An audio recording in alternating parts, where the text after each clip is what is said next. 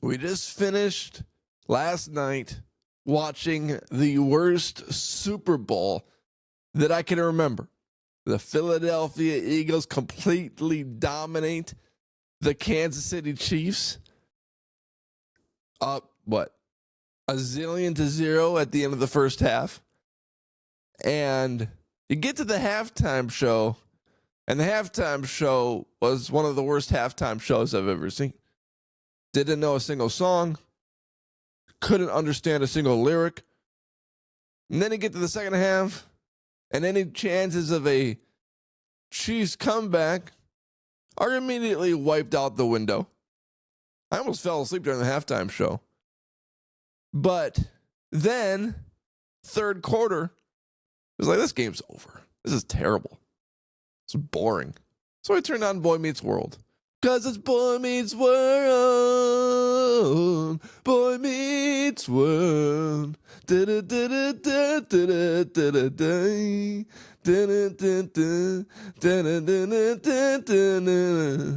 Stand by me. Because it's Boy Meets World. Amazing theme song. Amazing show. Boy Meets World. And then we turned it on at the end for the post-game reaction, the interviews. Because the best story of the Super Bowl is the fact that Jalen Hurts had to overcome so much to be in that position to win the Super Bowl. Going back to college.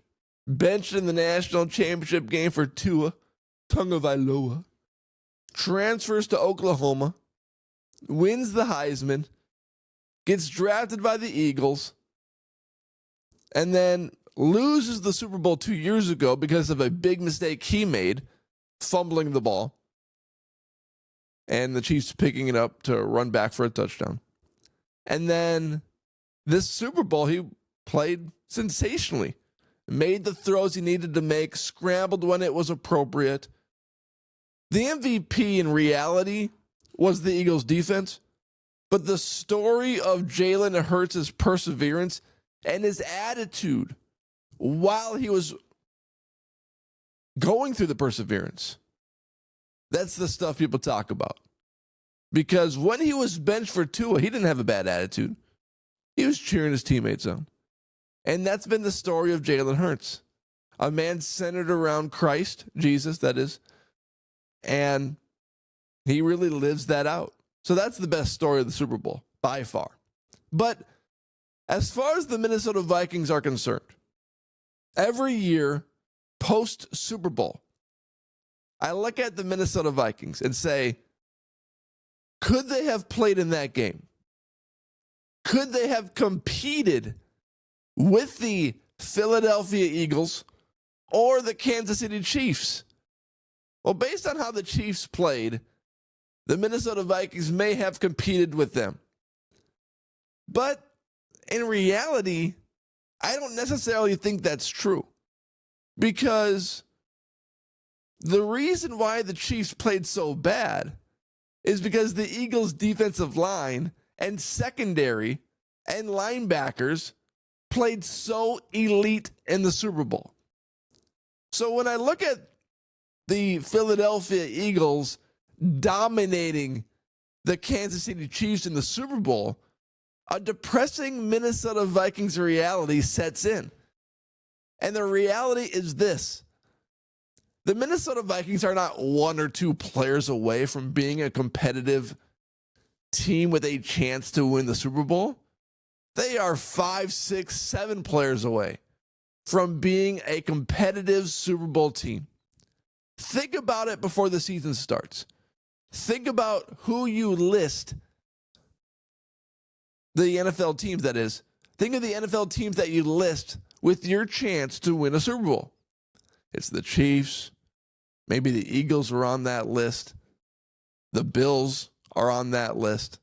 It's a very few select teams, maybe 5 teams with a legit chance to win the Super Bowl before the season started. And it's going to be the same 5 teams next season. Maybe the 49ers was a team this year. And the reality is that the Minnesota Vikings are probably not one of those 5 teams. And you really look at it objectively, okay? Minnesota Vikings fans, objectively. I can be a Minnesota Vikings fan, which I am, and also take a look at the rest of the NFL and take a look at where the Minnesota Vikings stand against the elite of the elite. J.J. McCarthy, we're all excited and hopeful for him. And it seems like he has the it factor. But the Minnesota Vikings problem isn't even the quarterback position. Defensive line, I mean, Grenard and Van Ginkel are nice, but they are not dominant defensive line players like a Jalen Carter or the guy that completely dominated that football game last night. Was it like Josh Treat or something like that? Just annihilated the Kansas City Chiefs offensive line. He had like 2.5 sacks. And the reason why the Eagles were so dominant is because they didn't send a blitz the entire night, and their front four defensive line just obliterated the Chiefs. And you look at the Minnesota Vikings, the only way that they really get pressure in reality is if they send 5 or 6 guys at the quarterback, which weakens the secondary's ability to cover. Think about it from this perspective. The Eagles' defensive line completely crushed the Chiefs' offensive line. What do you think they would have done to Blake Brandel, Garrett Bradbury, Dalton Reisner, Cam Robinson, and Brian O'Neill? The Minnesota Vikings probably would have been on their 3rd-string quarterback last night because there was no stopping that Eagles front four. And I love this time of the year because this is a time where we can be objective about where the Minnesota Vikings stand in their chance to win the Super Bowl. Because I love what Tom Brady said leading up to the game on the Herd. He said, you better win the Super Bowl because it's not enough to get there. These are the games that people remember. It's almost better. I won't even say it's almost better. It is better for a team not even to get to the Super Bowl than to lose the Super Bowl. Because if Mahomes lost in the AFC Championship game to the Bills, well, his Super Bowl record would be 3-1. But now it looks even worse with a 3-2 record. Nobody credits teams for getting to the Super Bowl and losing. In fact, it's a damage on your reputation. Think about Michael Jordan. Jordan is 6-0 in the finals. Let's say he made the finals in 1990 and 1989 and lost, and he was 6-2. You know, the amazingness or the reputation of Jordan is so high right now because he went 6-0, undefeated in the finals. Nobody could beat him. And if he went 6-2, doesn't look as good. Looks like he's beatable. And that's a problem with our standard. But it's reality of how people view professional athletes. And if the Minnesota Vikings just get to the Super Bowl, that's not enough. It's not enough just to get there.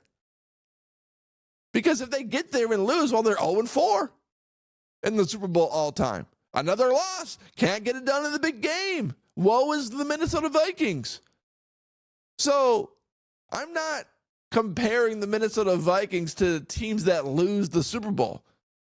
I'm comparing the Minnesota Vikings to the team that won the Super Bowl. And the depressing fact is that the Minnesota Vikings are nowhere near winning the Super Bowl.